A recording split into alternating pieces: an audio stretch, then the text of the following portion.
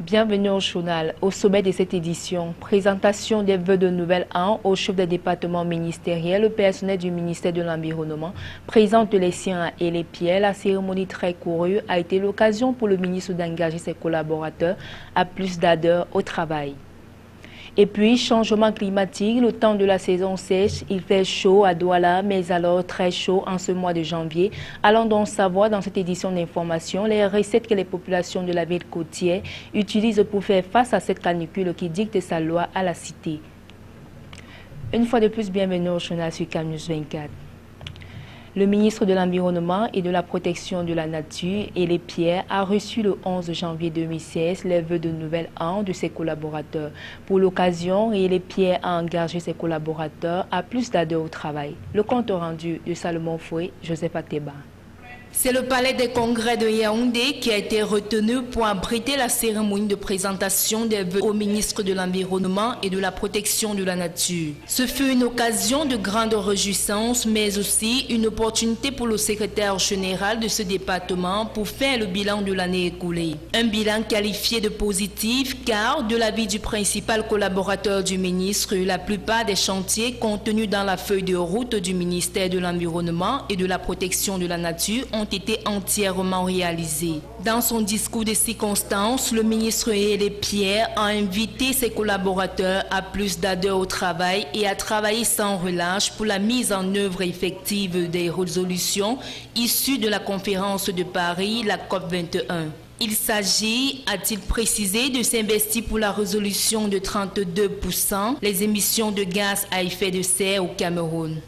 Les défis en 2016 de l'avis du ministre tourneront autour de la lutte contre l'avancée du désert à travers plusieurs campagnes de reboisement, la lutte contre les changements climatiques et la pollution de l'environnement. Le ministre en a en outre demandé à tous ses collaborateurs de devenir des acteurs majeurs dans la lutte contre les plastiques non biodégradables. Il fait chaud à Douala, mais alors très chaud en ce mois de janvier. Les prévisions météo recueillies au quotidien placent les guilles entre 29 et 34 degrés Celsius en journée. Et c'est pour faire face à cette canicule que les habitants de la ville côtière multiplient tactiques et astuces, des pratiques plus ou moins efficaces, mais qui aident tout de même les uns et les autres à tenir le coup.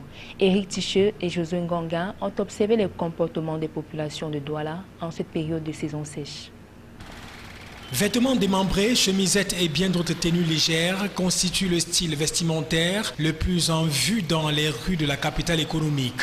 Ce qui est loin d'être un effet de mode explique le temps qu'il fait à Douala en ce mois de janvier. La canicule qui dicte sa loi impose tout aussi de nouvelles habitudes aux populations, désormais obligées de se munir de mouchoirs pour essuyer tête et visage. Certains fatigués d'affronter cette chaleur suffocante s'abrite pour trouver un peu de fraîcheur sous ces arbres, véritable providence en cette période. Il y a tellement la chaleur, le marché, même là pour marcher, non, on n'a même pas marché. Marché est dur. Et il y a la sécheresse, donc on n'est même pas à s'en sortir. Voilà comment il transpire là. Donc depuis matin, même le marché, ça ne bouge pas. À pied, à moto ou en voiture, la chaleur n'épargne personne.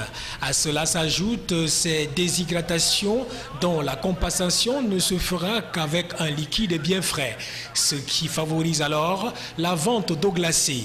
Le précieux liquide s'arrache comme des bouts de pain et se boit comme du petit lait à tous les carrefours et zones de grande affluence. C'est vraiment très compliqué. Moi, j'ai grandi à Douala. Je suis né à Douala, j'ai grandi à Douala. Mais la chaleur qu'il y a en ce moment-ci, c'est... Le soleil sort à 6 heures. Non, on supporte seulement, mais c'est vraiment très dur. Tout compte fait, la saison sèche, outre la chaleur, a aussi son côté positif. Elle permet aux populations de vaquer librement à leurs occupations et surtout aux commerçants d'étaler leurs marchandises sans gêne. Ici, comme chez la plupart des déballeurs, l'on a opté pour la vente des vêtements compatibles à la saison.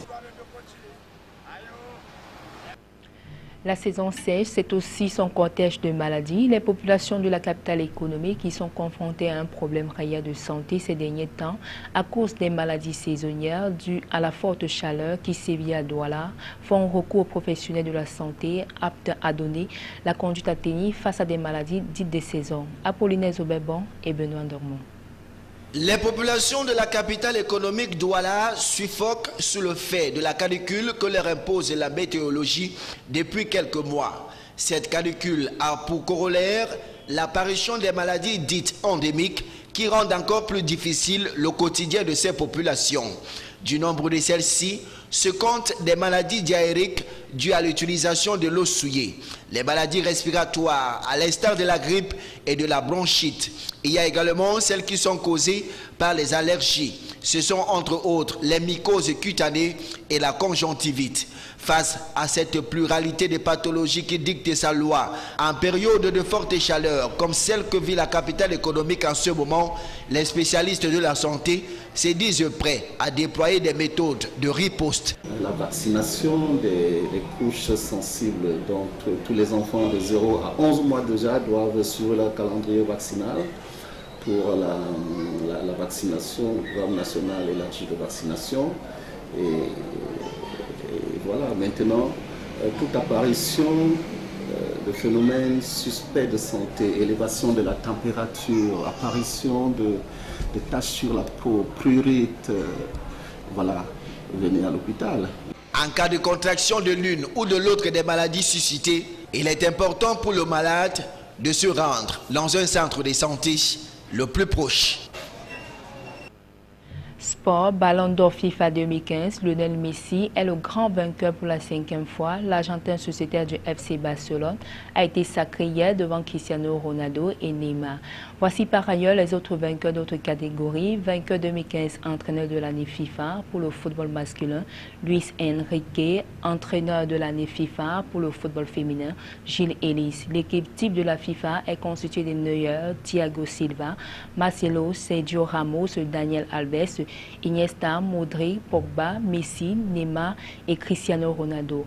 Prix du fair play de la FIFA est décerné aux organisations de football soutenues par les réfugiés.